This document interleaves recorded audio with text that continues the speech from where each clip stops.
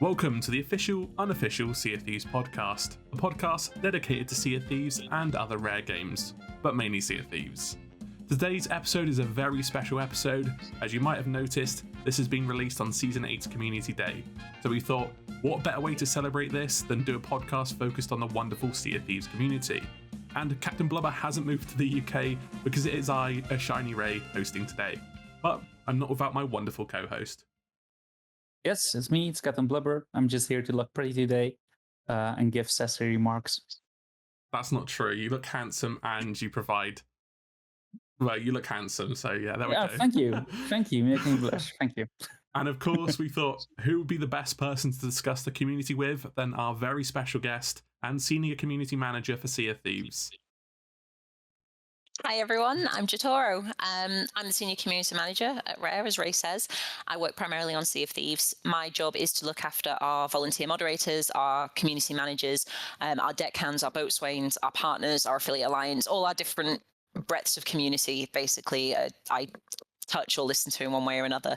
I spend a lot of time gathering up feedback, listening to conversations that our players are having and getting that back to the production and design team so that we can make the most impact in the game that you all play.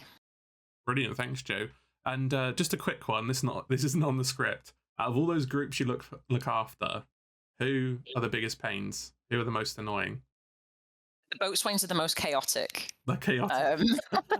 They're chaotic, but I adore them. Like, that's the thing. And I think, as anyone will say, that there's always going to be pain points when you have such a vast community as we do. But it's very much counterbalanced by the fact that we adore you all, and everything that comes in from the community, no matter which area it's from, it comes from a passion and love of our game. Every comment comes because they are driven by wanting the best for the game, which is the same that we do on the development side. Mm-hmm. Exactly. I agree with that. But the answer is Ray. Ray is the biggest. It's not even a group, it's just me. Well, we'll get to why that is later on. Some cosmetic questions coming in. No. So just briefly, as always, you can support the podcast with super thanks on Captain Blubber's channel. And of course, if you want to head over to my channel, there'll be a link in the comment and the description on this video, and you can get a poster to support the channel. We'll always do the podcast regardless of if there's any money coming in or we break even or what have you. But it's just a good way to keep the podcast afloat, and we can keep bringing you fantastic guests and fantastic episodes. So short begging for money session today. We'll get onto the meat and potatoes now. So before we do discuss some more about the delightful Sea of Thieves community, Joe, let's get to know you a little bit more. For those of you who don't already know you, of course. Obviously, you've answered the first one. You've told us what you do at Rare. Very definitive answer. You can tell you've done this before. This one sounds like a loaded question, because obviously you might be a bit biased, but what's your favourite video game that's not Sea of Thieves? It's not Sea of Thieves. I knew that bit was coming. You've got to add that caveat. I'm a huge fan of narrative-driven sort of walking sims. I adore losing time to those. So games like Life is Strange, Everyone's Gone to the Rapture, What Remains of Edith Finch, those games that I can just pick up and switch off to. I love things like that. I also love chaotic, colourful shooters, hence my love of Sea of Thieves. It's very colourful, it's very fantastical. So things like Borderlands or Halo, where it's not what I call a brown shooter. I don't want something realistic. I want to be removed from that. So anything like that is usually likely to grab my interest. Very interesting. But if you had great taste in music, better than most of our guests. If you had to pick one out of all of them, I'm going to put you on the spot here. Borderlands 2. Borderlands 2. Oh, that is a good choice, actually. Have you played the third one? The third one I didn't end up finishing. Really? But I need to go back to it. I did, however, play a lot of Tiny Tina's Wonderland. Mm-hmm. I felt it went back to that joy chaos of Borderlands 2, which is something for some reason I didn't get off Borderlands 3. And it was still beautifully made. It played brilliantly. It just didn't grab me the same way. But then Tiny Tina's came out, and that was me for like a solid month or something. I've heard that a few times, actually, from Borderlands fans. My friend was the same. He didn't like 3, but got Tiny Tina's when it came out with... I know they've brought out DLC now, but he said it's way better than number 3. So good. Isn't it? You'd expect 3 to be, the big bad one, but clearly it's Tiny Tina's. People want Tiny Tina. Yep. So, for those, some people might not know this, but you do stream Sea of Thieves. I've got that right, haven't I? Good, Yep. because I'd be really confused if that was wrong, because I've definitely seen you stream it. Imposter. Wait, who is this? Who is this? I thought this was you, Joe. So obviously you work for the team, but how did you really get into streaming Sea of Thieves? What made you think, I like this game, I want to stream it outside of work? Yeah, so my relationship with Sea of Thieves was a bit on and off because I was a technical alpha player and a day one player, and then I stopped playing for a while. And then when I got the job at Rare, I picked it up again because I was like, I should probably learn something about this game I'm going to be working on. We're now 2,600 hours later in 2 years? It's quite a lot of gaming. And I thought I'll stream it with my crew at the time. And the plan at the time was to do a little bit of everything and be more variety streamer. But it turns out that people really like watching us play the game we work on, because even if we're bad at it, they like having that connection and talking to us. And they're not going to get anything in depth. Obviously, it's not a workspace; it's a personal space. But it has a really nice connection and a really cute community sort of built up around it. I started streaming because it was the pandemic at the time, and it was a nice way to stay connected with friends and to hang out with them. And then it just sort of fell into, well, I guess I'm a Sea of Thieves channel now because that's what people enjoy watching. No, that's brilliant. I think it's really good to see someone like yourself, community manager, senior community manager, actually actively streams the game, and anyone who knows you, any of the botswains, partners, etc., know you see what we see as well, and it's a really good position to be in. And the game's really fun as well. Come on. I'm sure that's literally it. Yeah. Like we can spend 4 hours diving and doing PvP, or we can spend 4 hours just hanging out with our chat as we just mess around on Sea of Thieves and play it as the game that it is, which is that sandbox adventure. So because there's so much variety, you're never short of something to do on a live stream.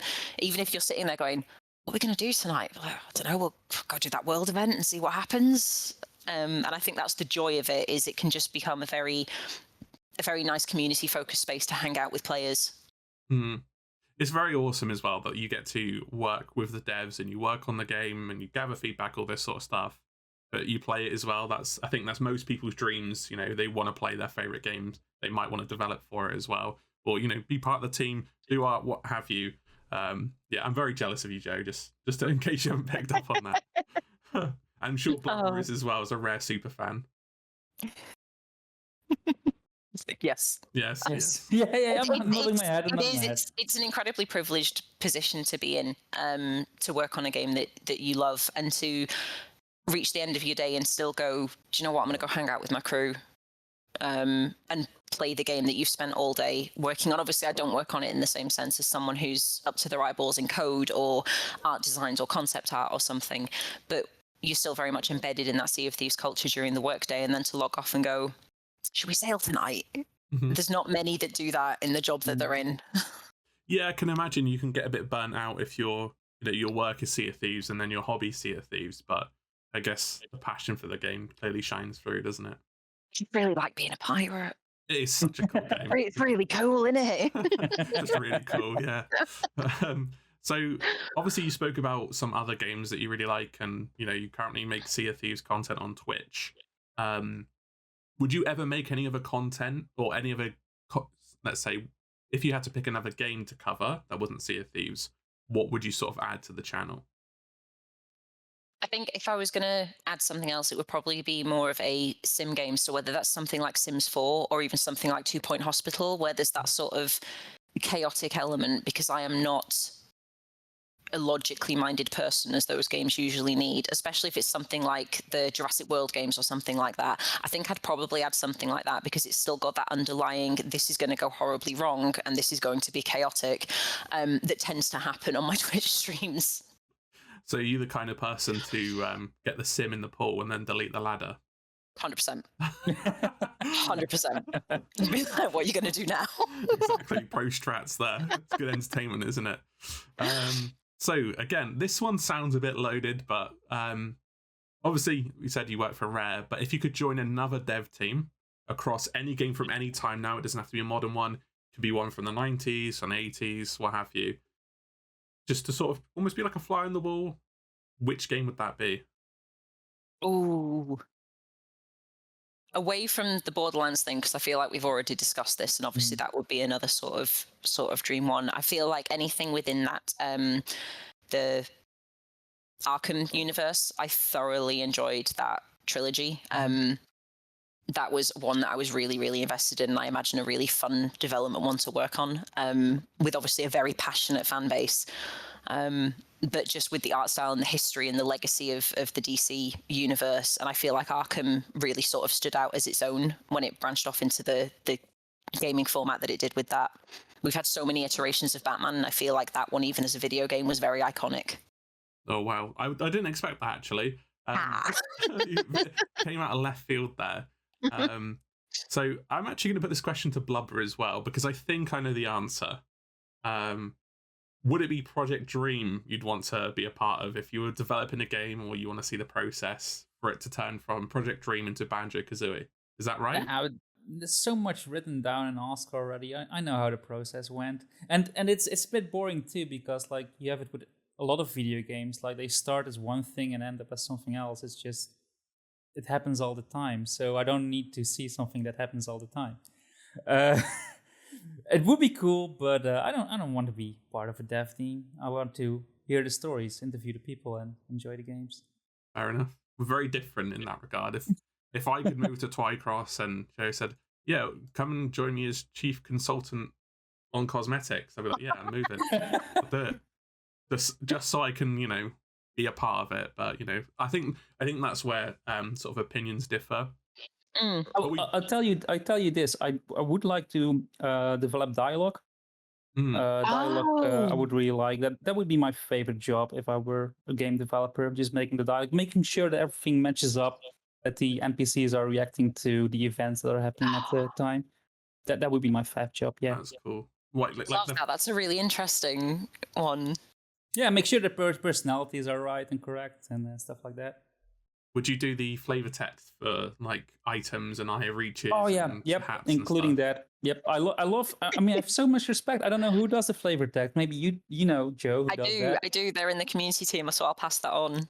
Yeah, please do, because we see those references to all the Rare IPs, and just warms my heart. And like these people, they love Rare and they work for Rare, and you can tell, and just I love it. Yeah. Yeah, perfect. I'll pass that on after this. Please do. I will. I love them. Yeah, that's a very underrated part of it. And I like looking at the flavor text for the callbacks. Sometimes there's a bit of lore in them as well, like Blind Bob inventing the eye reach, or the wilds being showered by meteors. Just it's stuff that you miss, and I think it goes a long way, like Blubber says, to sort of painting a picture for the world, let's say. But yeah, in that case, we'll move on to the actual topic at hand. So this is being released on Community Day. Just a disclaimer. So at the point of recording, it hasn't been announced the date, and we don't know what the multipliers are going to be, anything else that's happening. Just it's just releasing today. And Joe, I imagine for the listeners now, if they're listening to this on Community Day, you'll be working at the moment, won't you? Yes, Community Day is a long shift for me normally. I don't think I've ever done a Community Day that was less than 12 hours. Oh, dear. And it isn't because we're made to. I should absolutely iterate that right now. It's because I find it really difficult to tear myself away from watching all of the wonderful things that happen on Community Day, because you see all these amazing art, all these nominations for people.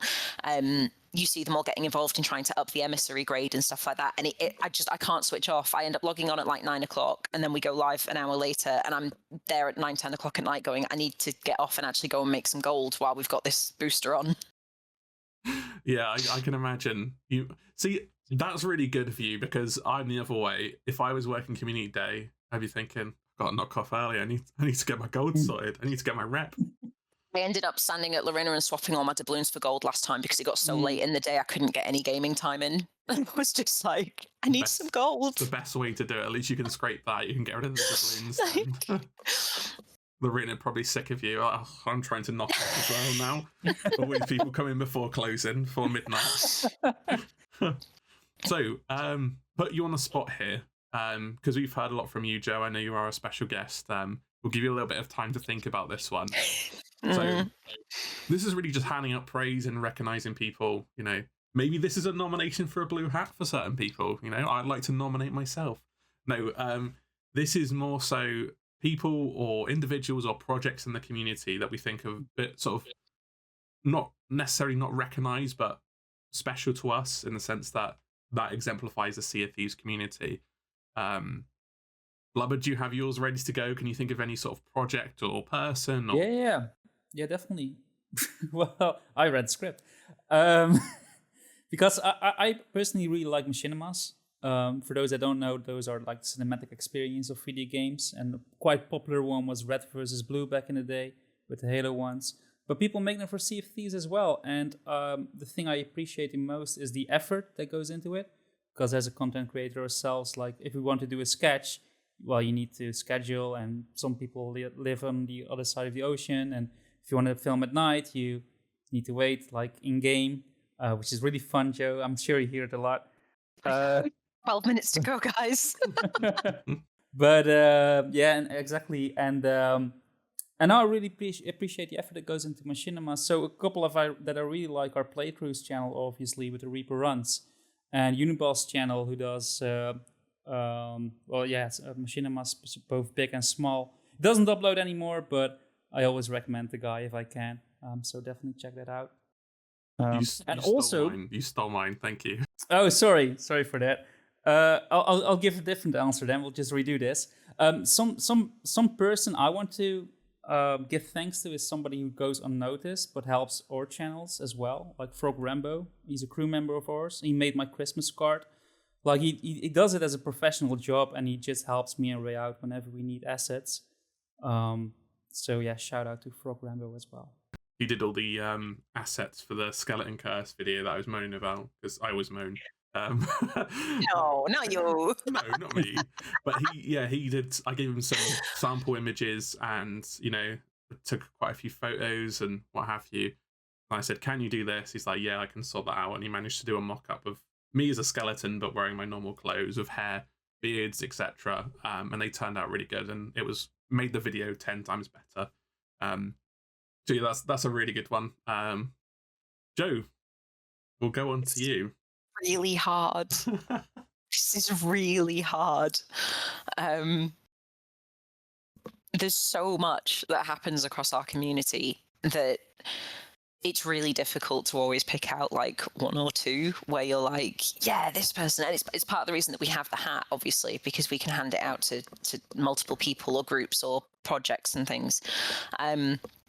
Similar to yourselves, I'm a big fan of the cinematics that people make. I know Pirate Studio, who just won the Merfolk's Lullaby Award the other night for the last battle. The stuff that they do is absolutely phenomenal, and that was mind-blowing to see. Equally, in sort of the art space with people like Joby1, who makes these amazing props, and Liz LaRue, who give physical life to what we do, and then your digital artists as well. And then equally on the other side, one thing that I always try and sort of touch base with and stuff is when people are running any sort of comp scene in Sea of Thieves, because I love watching that. So LD just had his Captains of the Silvered Waters, which was a female-only 1v1 sloop, which I will sing his praises about for a long time yet, because it really highlighted some of the undersung female heroes in Sea of Thieves. And I think he did an incredible job in putting that out there for people as a different comp scene than what we'd seen previously. So I'd say that one recently has been a highlight for me to see, just because to see all these names involved that I'd seen in other areas of the community, but they'd never been put on this platform. I think LD and all the women involved did an absolutely incredible job. And huge shout out to all of them who took part in it. Don't ask me to pick a favourite artist, though, because I can't. I'm not going to do that. That's too harsh. No, you actually raised a really good point there that I didn't really consider, is that obviously we have such a diverse community in Sea of Thieves, but there's a lot of, let's say, cracked female players, and there's loads of them, and that tournament sort of showed these players off really well. And yeah, that's a really good answer. I almost forgot mine, but you reminded me, Joe, and you two didn't mention it, so it's perfect. Sea of Thieves Community Day. So I was unfortunate enough not to attend the last one because I do work full time and I didn't have enough annual leave so I could go. This year I will be attending.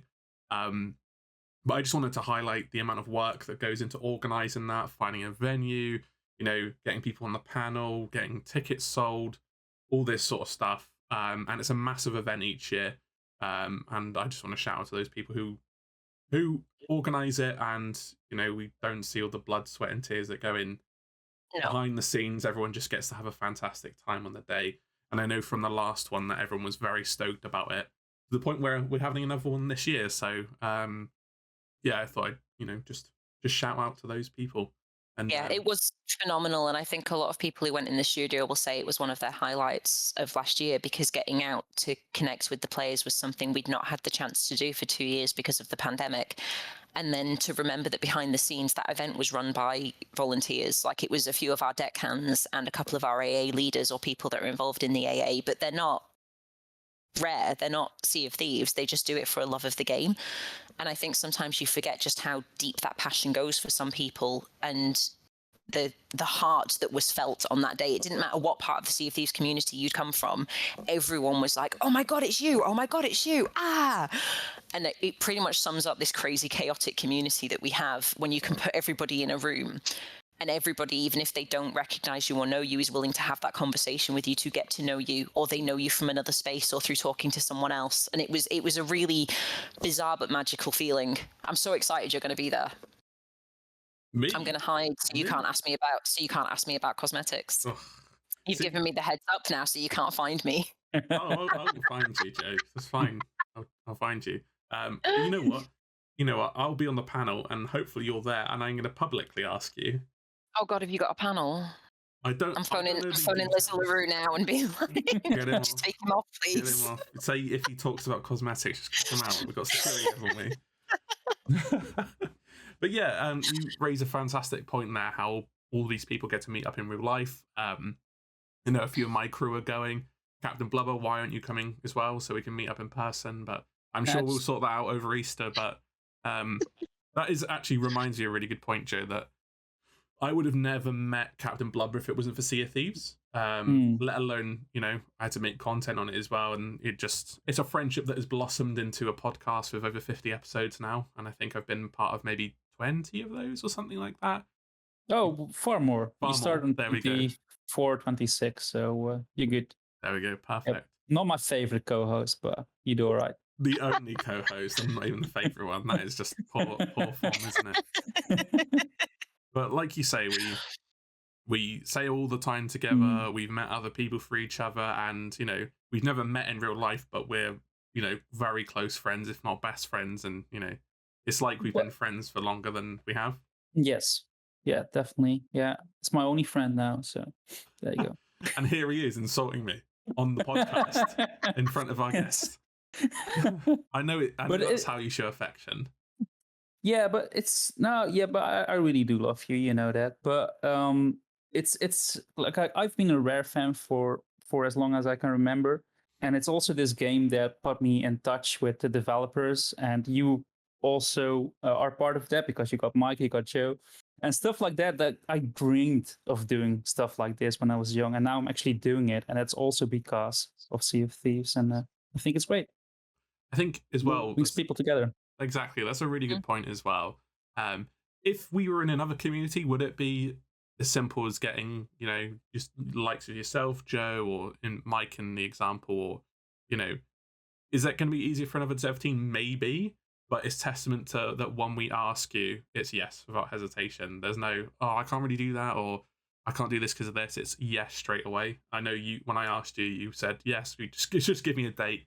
And, give me a date, I'll make it work. Exactly. And you liaised with Mike for us as well. And as soon as he did respond, he was like, yes, we'll slot him in. So it just goes to show how much you guys care about the game.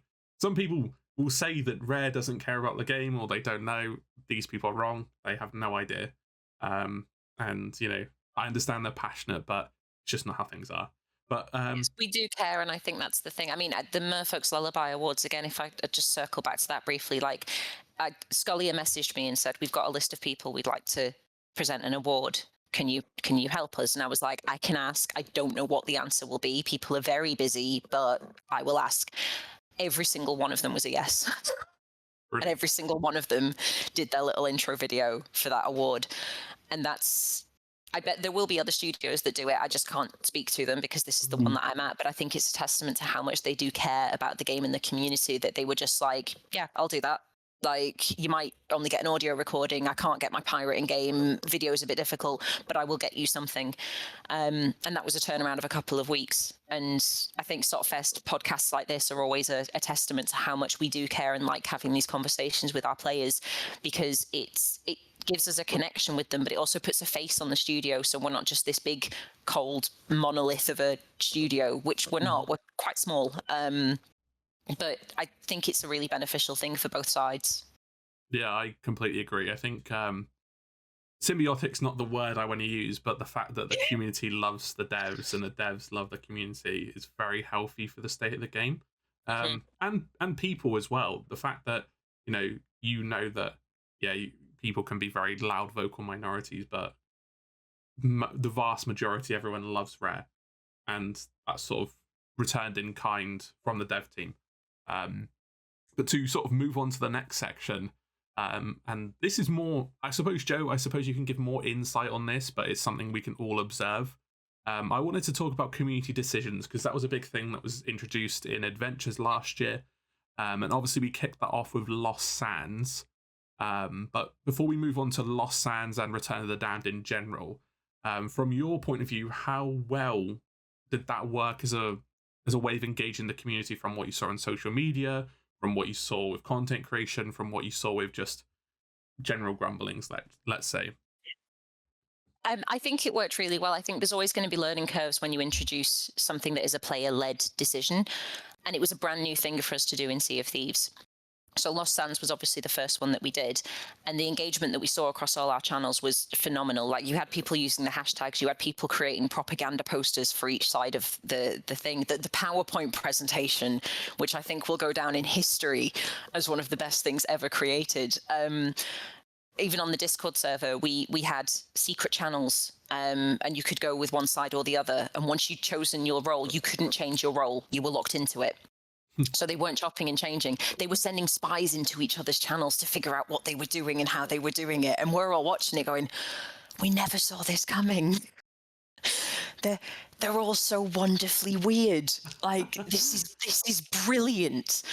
And although there's learnings on the design side of things, and what we want to, lay up front with players, what we want to tease with them, and how we want to position it, the whole thing was a community decision from the get-go, and we're sitting there going, we genuinely don't know how this is going to go. We're sitting there with the envelope on the reveal stream, and none of us knew what was in that envelope. Joe, Mike, Chris, and myself had been messaging each other like, do you want to know the results? And we were like, no. So none of us, we went into that live stream and none of us knew what was in that envelope.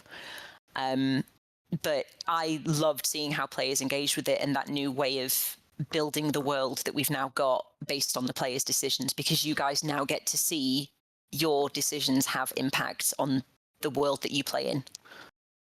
And we're all happy with Golden Sands. Yeah, as a beautiful, isn't it? Exactly, that's beautiful. Yeah, it's funny, as an avid vehement reaper, right? one of the most, I'd say. I believe in the flame, that sort of thing. When New Golden Sands started, it was a case of, this is really awesome. I'm not really bitter about Lost Sands anymore. And yeah, like you say, the fact the community sees the fruits of their efforts, all the people who, did the run bottles, did the Merrick side quest, etc., can see they've actually made a difference to the world. And it did take a little while for, obviously, that to come in because of dev lead times and etc. Yeah. But you had that instant feedback of the fog clearing, and in the next patch, the inhabitants came back and they started to rebuild, which is really nice.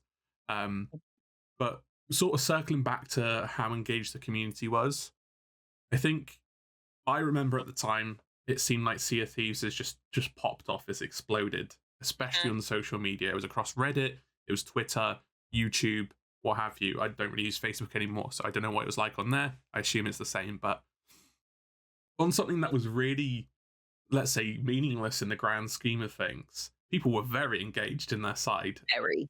And I think that was just sort of testament to how good a decision Lost Sands was. And you sort of had the new thing of the Reapers can be sided with, other than outside of your sort of emissaries and what have you, but in the story. And that provided a sort of, it was the mystery box, wasn't it? You know, Yeah. if you side with Reapers, either side doesn't know how it's going to go, but Reapers seemed like the more mystery box decision. And we got involved in the propaganda, didn't we, Blubber? Do you want to talk a bit about that? Oh no, it was great. Like we chose a side, and we flocked people to our cause, and it was amazing. Yeah, that was good.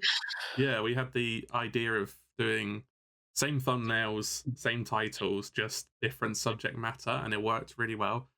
But you know, some people were really engaged, really just gunning for each other, and I guess we fanned the flames a bit, but it was a success. And I think it, you know, I had the giveaway on my Discord as well. The Reapers, I don't give away to Athena people. See, I'm in the Reapers hideout for a reason. I was the same though. Like I'm a peak Reaper player through and through. That's my go-to faction. It's what I tend to opt with. But even I, when the results came through, I was like, oh, I'm actually quite happy they saved it.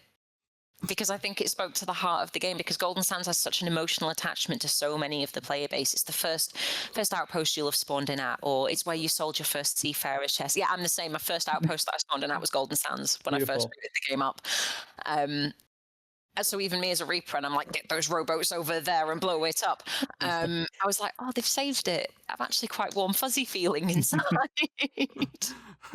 See, it sounds like you're playing both sides, so you always come out on top. That's what I've been on the wrong decision point, both decision points, and I don't want to talk about it. I've been on the wrong side both times. No, we will discuss why you chose Pendragon. We'll discuss why oh, did you? Oh, I didn't know. That's he has a mustache, right? He's a mustache versus that weird Flameheart chin beard. I'm going with the mustache. All right, that's cool. Because I theorized that the developers really love Pendragon because they put an old character in their game, so...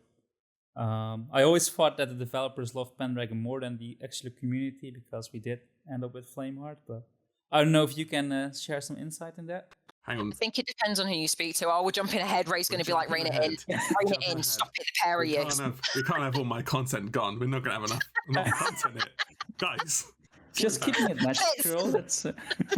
We will get to that, because I think that's going to be a really much more, I guess, interesting discussion, because we sort of know what's going on with Lost Sands and what happened with that.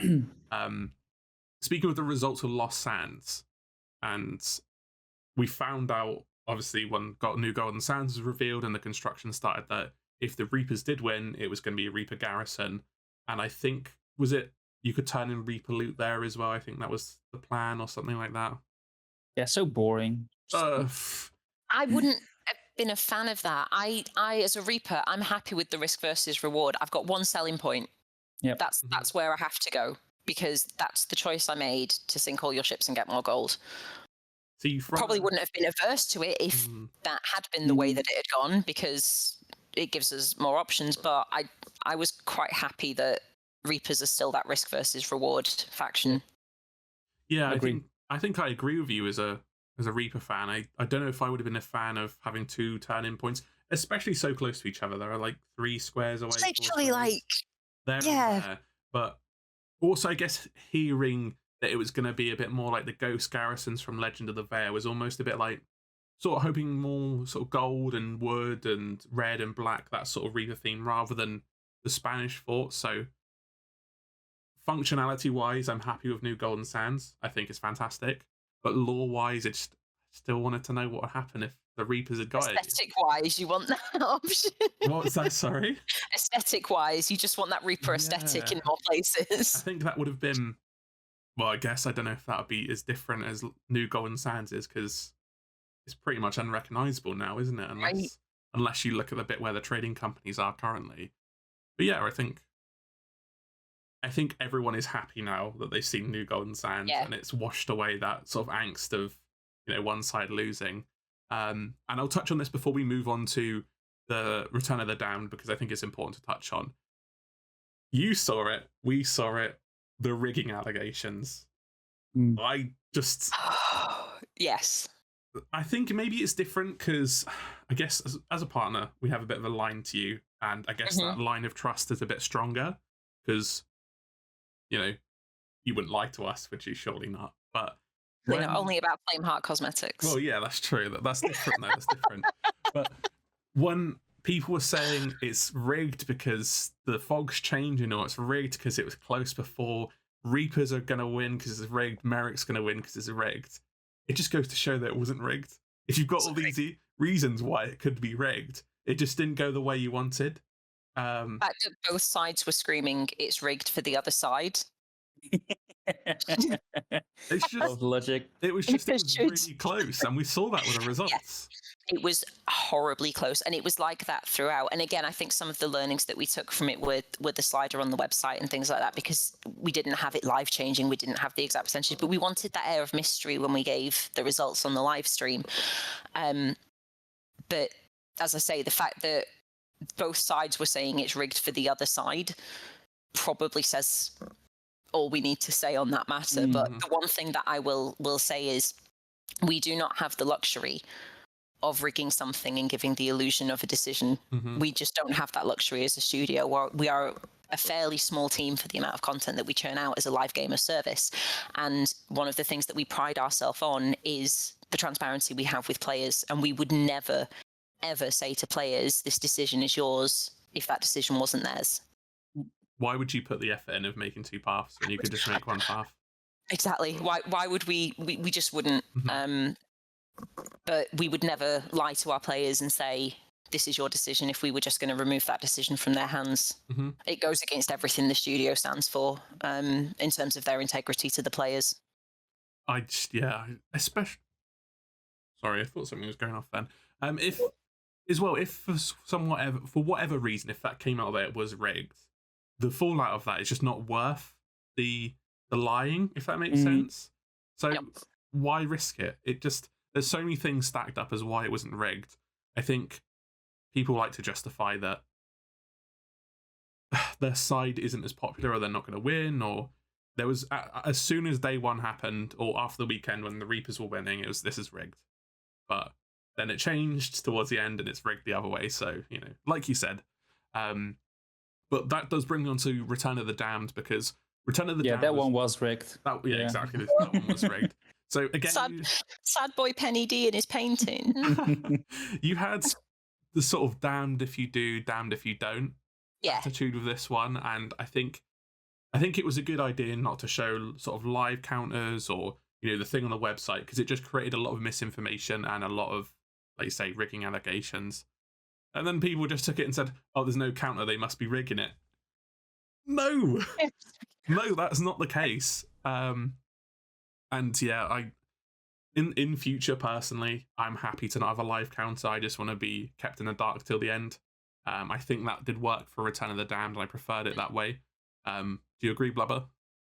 Oh, I don't know if I need to think about it, because it does motivate people to put in the effort, right? If you see it's close, you're like, all right, like I wanted to read a novel that day, but actually, if I go and see if Thieves, I can make my team win, right? And you're not motivated if you don't see the score. So I think I prefer to see it, to be honest. Yeah. Fair enough. I think it's one of the learnings that we'll take, is it's finding that sweet spot in the middle where it's not going to ruin the results, but where we still drive the players forward to make the decision to impact the world changes so that they don't get complacent. And I think there's probably a sweet spot in the middle that we'll likely continue to play around with as these decision points sort of happen. I hope so. The one thing that, since we can ask this now, because the previous two choices have been Reapers against Athena, and I would like to see different choices, like maybe different factions or in-faction choices. Like, are there call against Bildrats? Yeah, something like that. Yeah, or just some infighting, like who's gonna, follow Flameheart as the big bad, like as a junior, or I don't know, just something like that. Like not always Athena versus Reaper. It's a good point. Yeah, are there talks about that?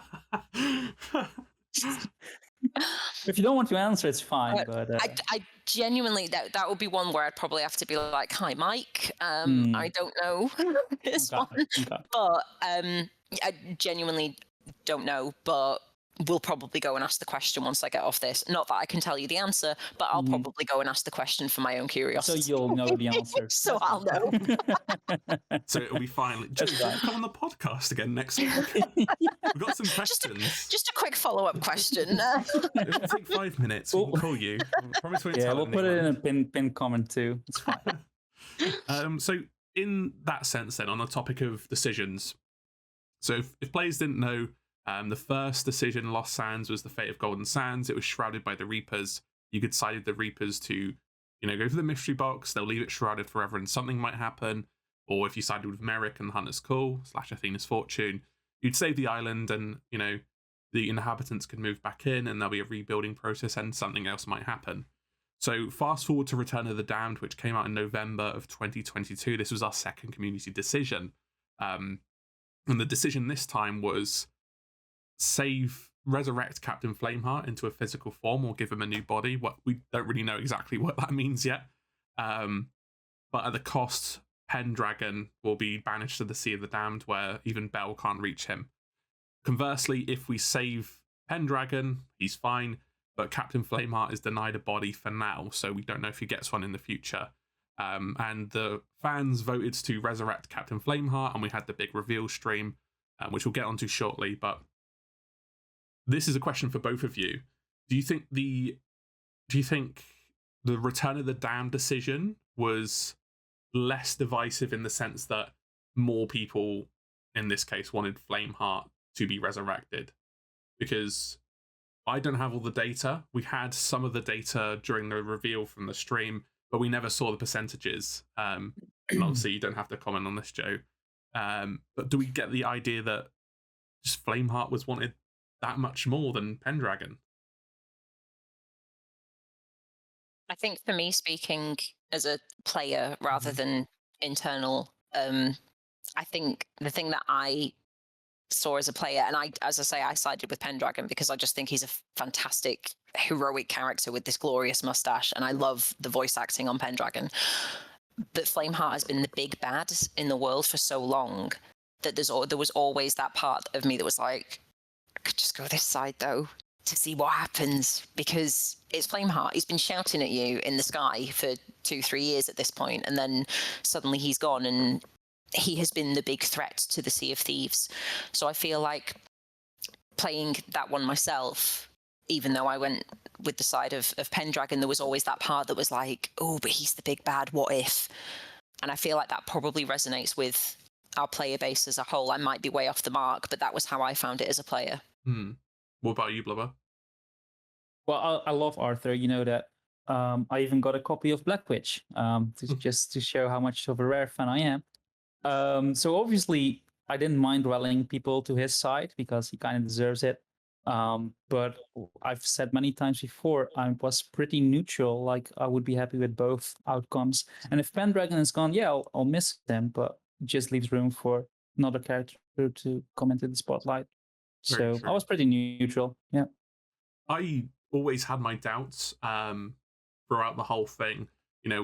Everyone ran polls and Flameheart seems to be in the lead, and but you sort of look across Twitter and it's a bit more like, I'm doing this for Pendragon and I've done this today, and you see a more balanced view, maybe because that's a sort of a core community thing where there's probably a closer split with core players that will go and fight really hard for their side compared to the people that might do it once or twice and then I've done my votes.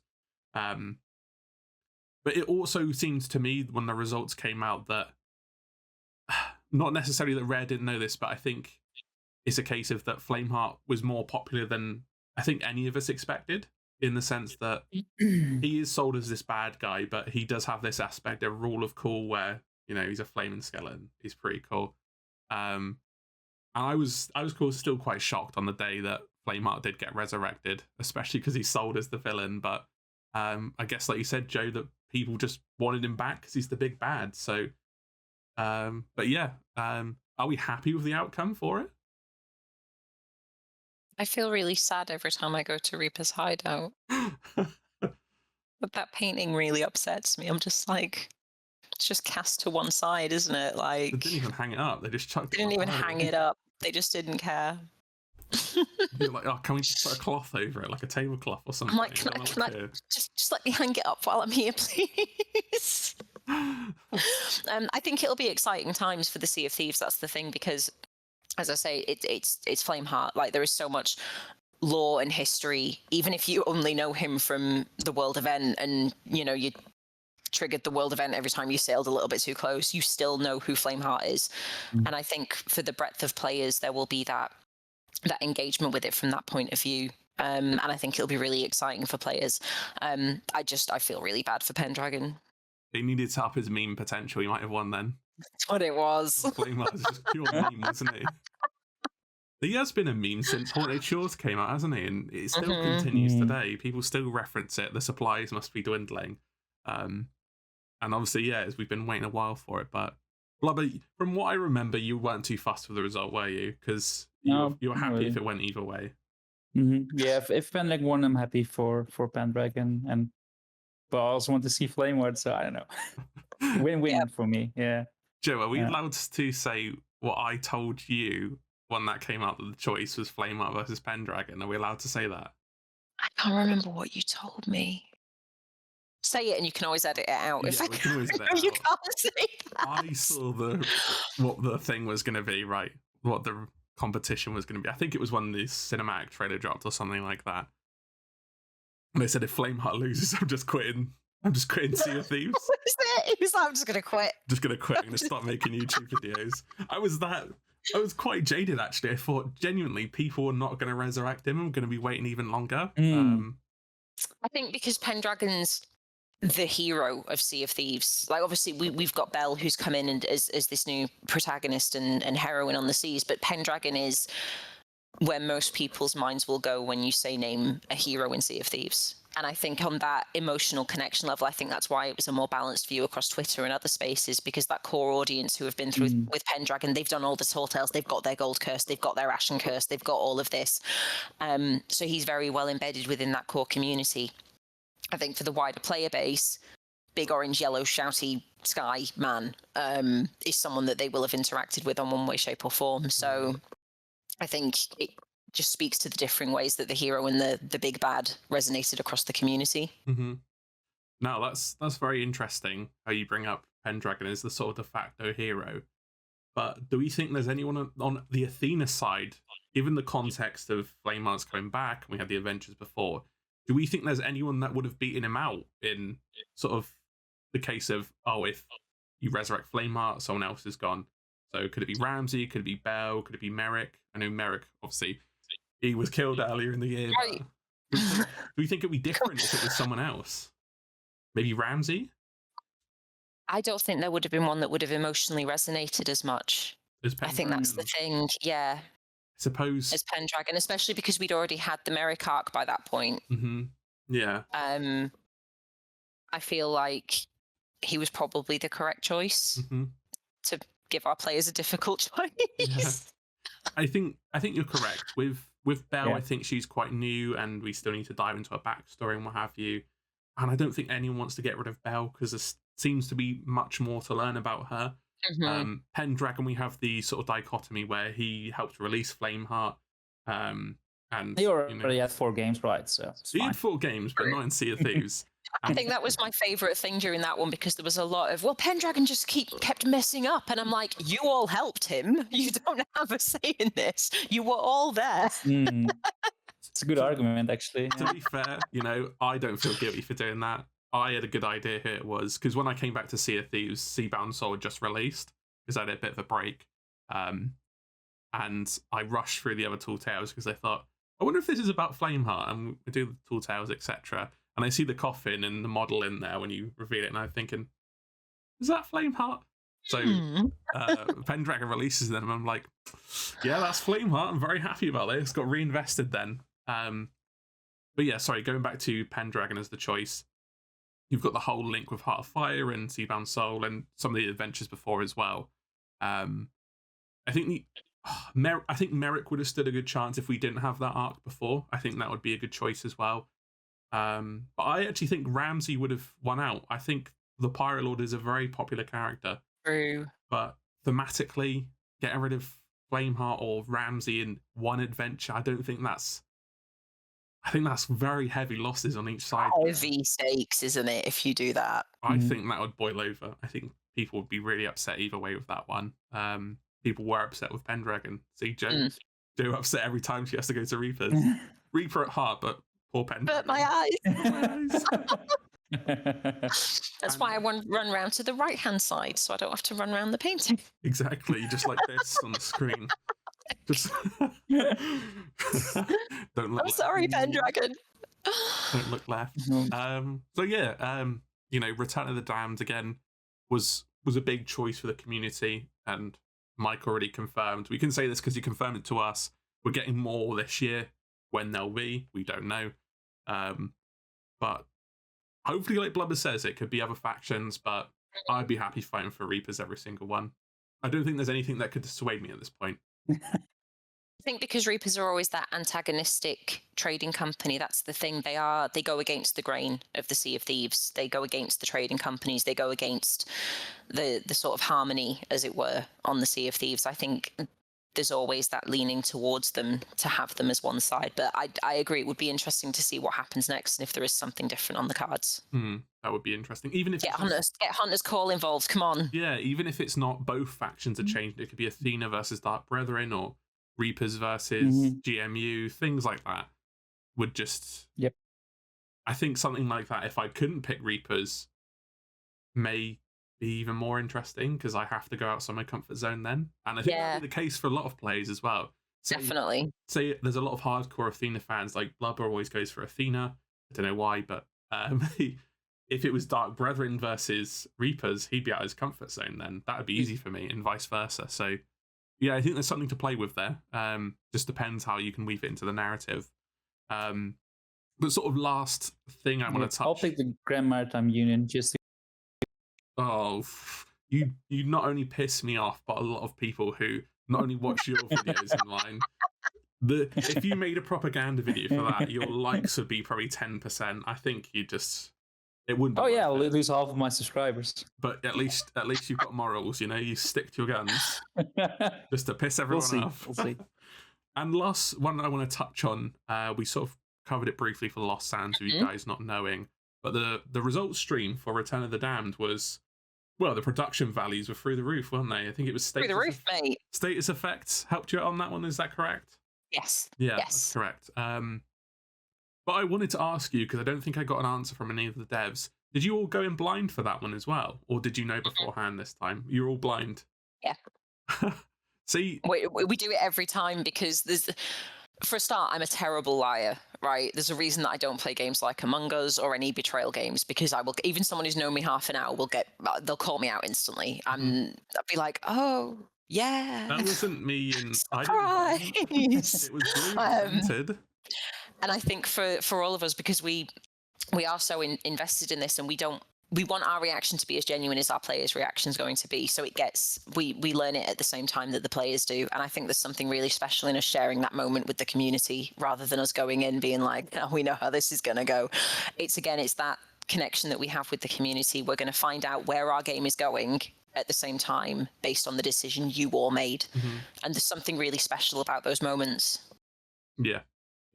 I think as well, as a player yourself, I'm sure it's much more exciting to wait to go on the stream in the evening, the day after it ends, rather than maybe getting an email or someone speaking to you and say, oh, Joe, it's Flameheart one. That's not as exciting, is it, surely, as a player? We're all leaving conversations on Teams and internal chats because obviously we're in various internal threads when we've got these things running to assess them and monitor feedback and sentiment, and we're all leaving them because we don't want to know the results before we do the live stream.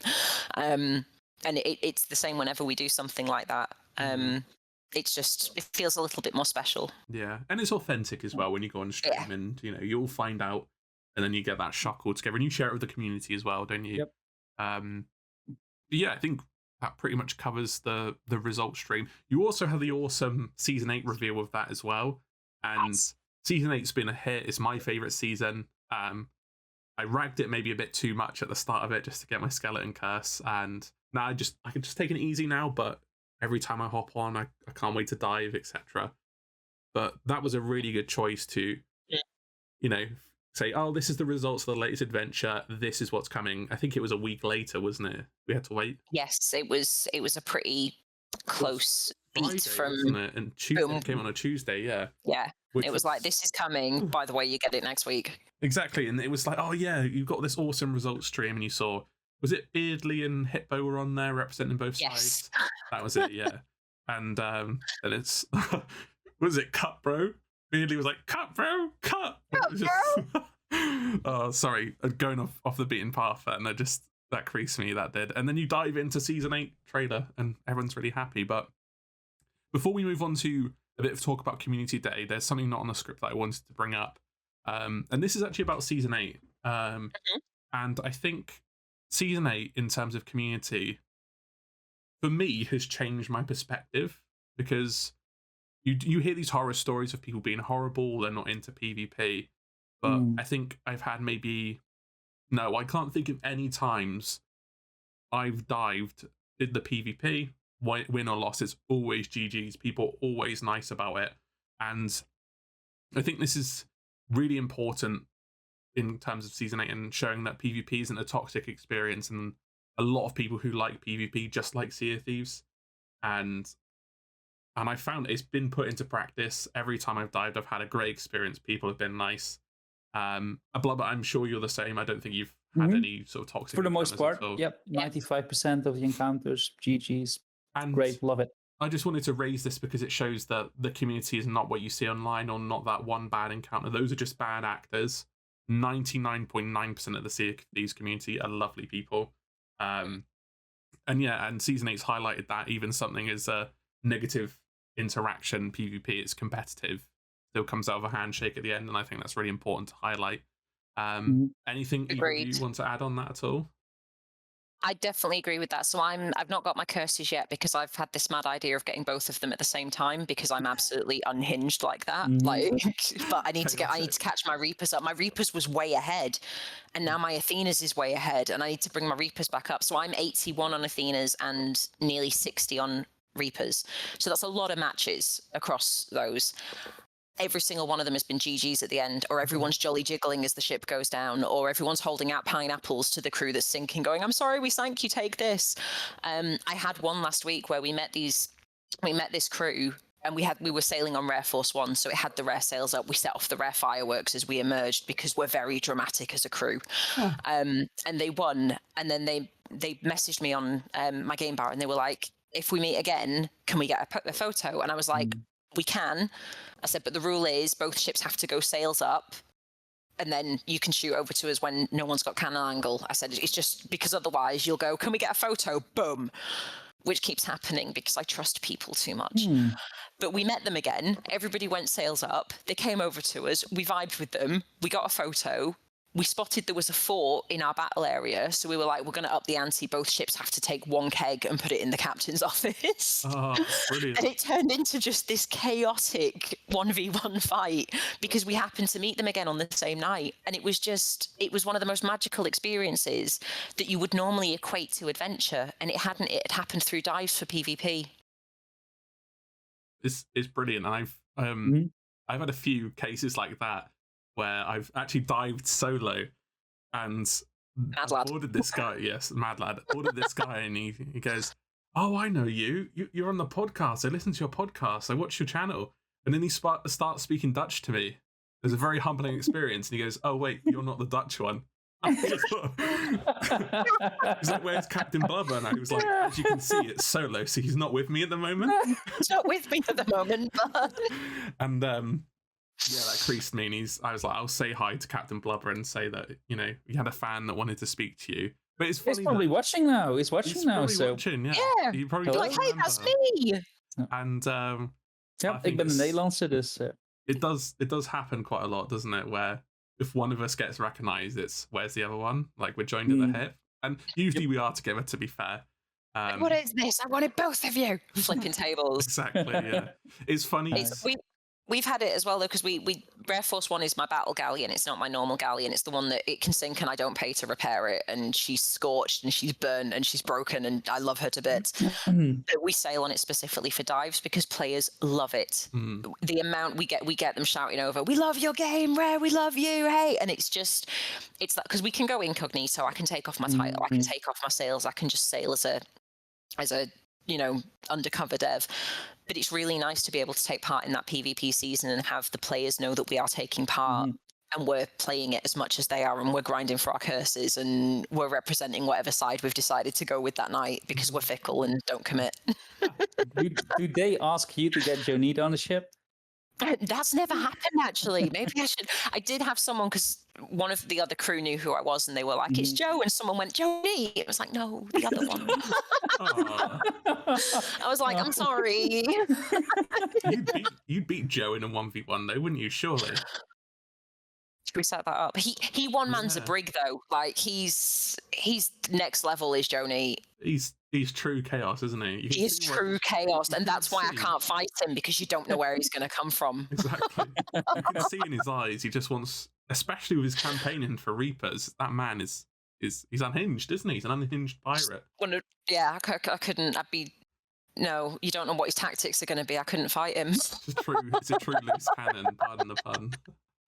But sort of circling back to what you were saying about screenshots or what have you, you do have these interactions where I was duo slooping this time. I chickened out the solo slooping, and we got, I think, 6 in a row. And the 7th one was Magpie's wing sails. Is that the right one? The new one, yeah, Magpie's wing. Full ship set. So these guys were gamers. They were cracked. And I'd actually run into one of them before through just server hopping. They had just ended their session, and I spawned at the outpost that they just finished their session at. Lovely guys. They were like, "Oh, sorry, we tried to kill you," because they just immediately went for me when I spawned at the outpost. But this time, they recognized me. They saw the Ashen Curse and thought, "Oh, can we get a photo?"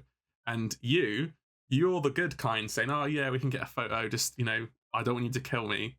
If we're in PvP," and I knew these guys are cracked, I'm gonna play dirty. So they had the photo. We said, we'll fight fairly now. And before they left, we killed them both, but they still beat us. They were that good.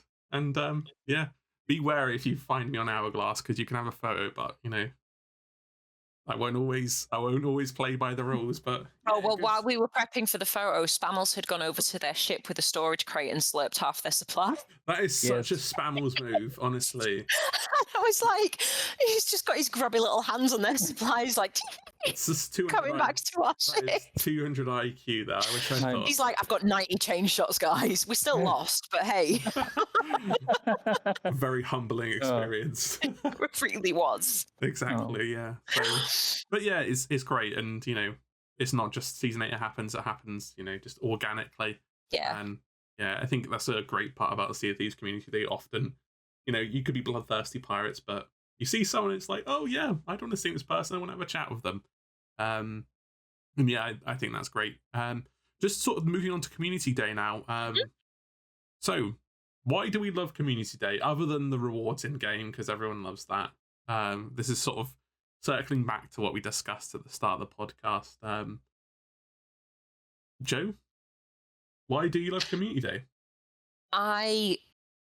As I say, I work ridiculous shifts on Community Day, and it's through a pure love of Community Day. And I think part of the reason that I love it so much is because it becomes this beacon of positivity when there's so much anyway in the Sea of Thieves community that I touched on earlier. You've got so much art and shanties being played and people making their own cinematics and their own screenshots and fashion pirates and all of these other kinds. But I feel like Community Day just elevates it to that next level as people nominate each other and they share their artwork and things. And there's something really special about it as the community comes together to not only obviously boost the emissary grade because everybody wants more gold, but also to elevate each other and to shout out each other.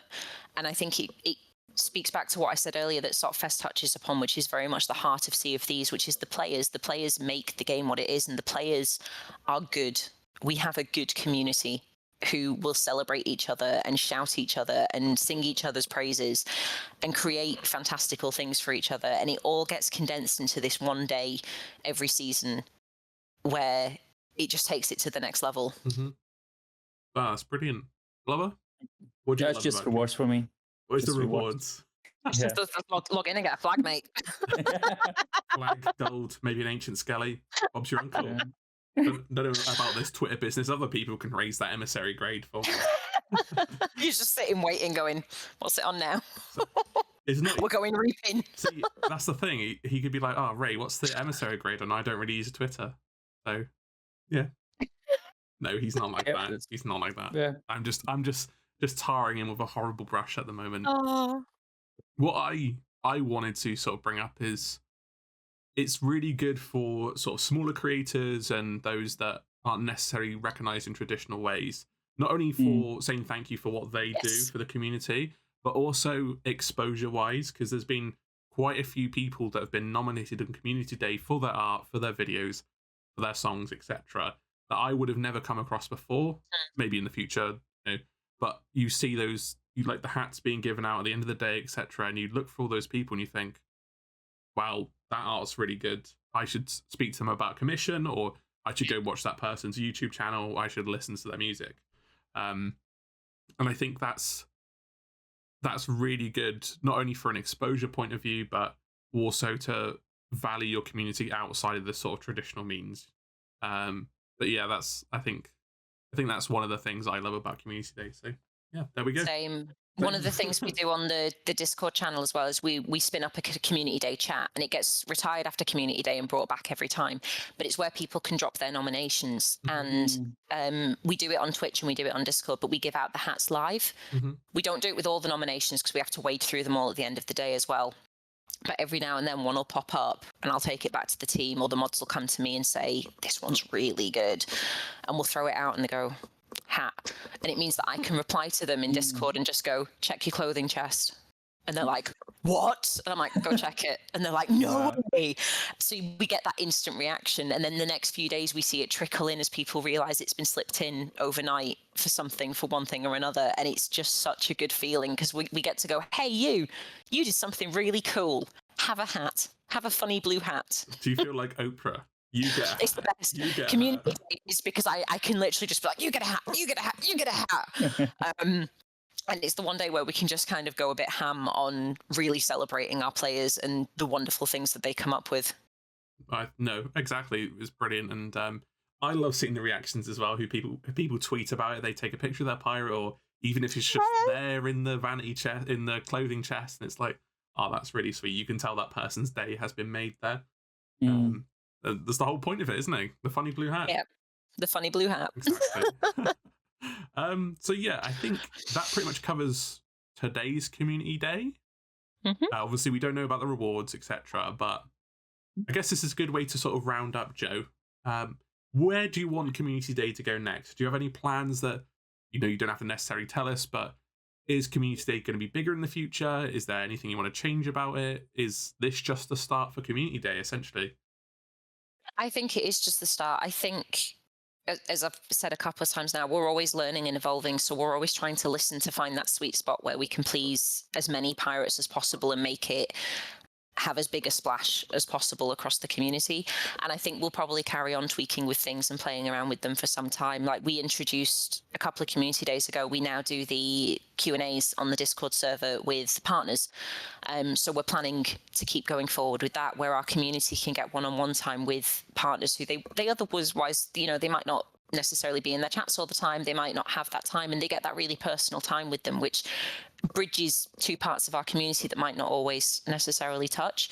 Obviously, the stuff we've been doing on Twitter where it influences in-game as well, I'd love for that to just be the start of what we can do with that, because to have our community directly influencing the game in that manner outside of decision points just puts the control back in the player's hand, which I think is what Sea of Thieves is about as a sandbox game. It is your world to do as you want. So you get to influence these outside sources to, boost your ancient skeletons or boost your emissary grades so you get more gold. And I'd like to think that we can probably get bigger and better as time goes on, and we sort of learn the nuances of how we can do that to better give you guys the best experience on Community Day. Brilliant. That sounds good. And yeah, I suppose a sort of mini follow-up question for that. If it's not on today, will we ever see the 3.5 times gold multiplier come back? with Gold Rush. With Gold The Rush. insane gold multiplier. Do you know how mad I was that I was working all that day and couldn't get on? Oh yeah, it was, wasn't it? I didn't get on at all. Oh. Was it on purpose or accident or? No, that was intentional, and this it's part of what we learn is we go, that was a lot of gold. Did they deserve that much gold? And then we were like, Ray doesn't deserve that much gold. We should change it. Is that why in the first community day I couldn't get on? They saw this queue's quite big. We could let a few people in. Shiny rate? Nah. Oh, yeah. Off he goes. Off he goes. Just Back to the off menu. side. And then obviously the next one we tweaked it slightly, and obviously now there's, how are we going to incorporate season 8 with it? Are we going to incorporate season 8 with it? We boosted the ancient skellies so that people can buy themselves things in the Emporium, and it might be people that otherwise don't spend money in the Emporium for various reasons, but it gives them those things that they wouldn't otherwise have access to. So we're only a few community days in now, and I feel like there's still a long way for us to go to make sure that we're hitting as many spots as we can and giving everyone the best experience that is a really special experience, which is what community day should be. Mm-hmm. Is today as if it's not been recorded before? No, well, I don't know what you're on about. I'm definitely working at the same time now, handing out hats. Yeah, exactly. It's like, Joe, can you tell us if today's multiplier is working or something like that? No. Is it in the 4th community day, this one, or 5th? I want to say 4th. I'm mentally going through the flags that I've got in my flag box, trying to remember the colours of them. Was it? I want to say season 5 was the first one, wasn't it? Yeah. Yeah. So season 5. So this will be the 4th. So it's still in its infancy in terms of what we can do, and because we only do them one a season, it gives us so much time to plan what we can do with the next one and how we can have the most impact. Well, you've just inadvertently confirmed several more seasons are coming to Sea of Thieves, so we got that. Hints, it doesn't end at season 8. Sea of Teas, there will be more seasons. There'll be seasons. There will be more updates to Sea of Thieves. But yeah. Anyway, so yeah, I didn't write an outro for this. Why have No, I you done an didn't. outro? Smooth, excellent. I can do the outro. Do the outro. If I've done the intro, Yeah. you do the outro. Sure. So thanks for watching, everybody. I hope everybody enjoyed. I do have one more question for Joe, and it's the most important question. That's where can people find your stream? Oh, my stream is the same as my Twitter. It's just j0toro, j0toro. Yep, and we'll make sure we'll put a link in the description and people can check you out. Thank you. So thank you very much for joining us today, and thank you to A Shiny Ray for hosting. Better luck on the outro next time. But thanks for watching, everybody. Savage. Thank you, everyone. Take care. Thank you for having me. Thanks. Bye.